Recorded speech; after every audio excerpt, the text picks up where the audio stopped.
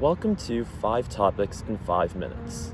This week, we'll be discussing what happened between October 17th to October 23rd of 2021. This week, we'll be discussing 5 core issues: former Secretary of State Colin Powell's passing, the CDC's authorization to mix and match booster shots, tapering by the Fed, increased kidnappings in Haiti, and the Supreme Court's agreement to review the Texas ban on abortions.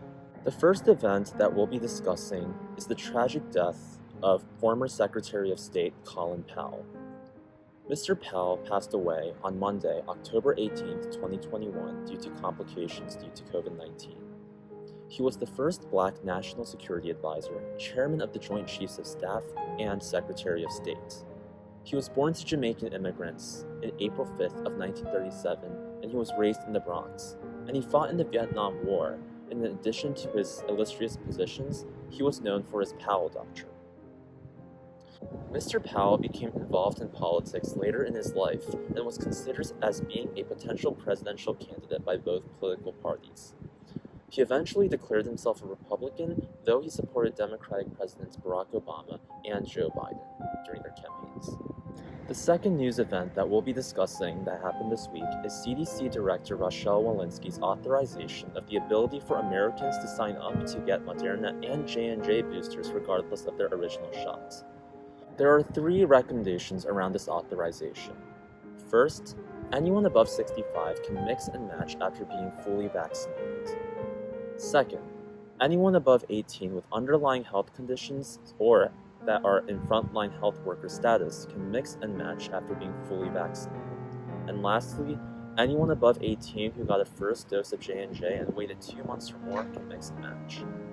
Furthermore, preliminary testing shows that mixing and matching actually produces a stronger response than getting your booster from the same vaccine brand as the one you got your first 2 shots in. Another important event this past week was that the chairman of the Federal Reserve, Jerome Powell, announced his belief that it is time to start tapering to prevent inflation.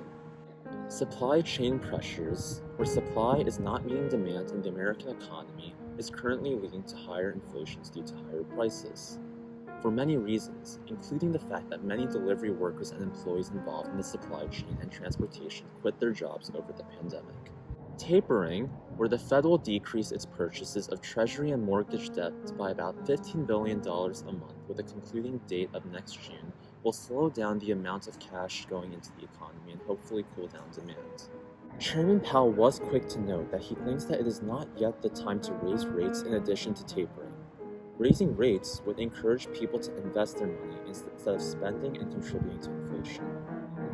Another unfortunate but important trend that has been occurring is the increase of kidnappings in Haiti. The recent assassination of former President Jovenel Moise in July 7th of this past summer has contributed to the already unstable political environment in Haiti.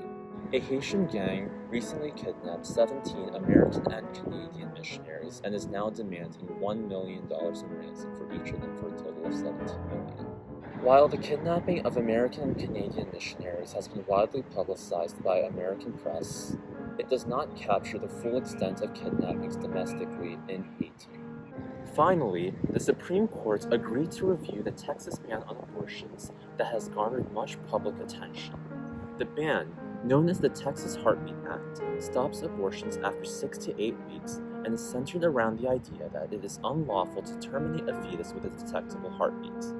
It does make an exception for medical emergencies, but does allow private citizens to make doctors pay at least $10,000 for unlawful abortions through civil enforcement actions.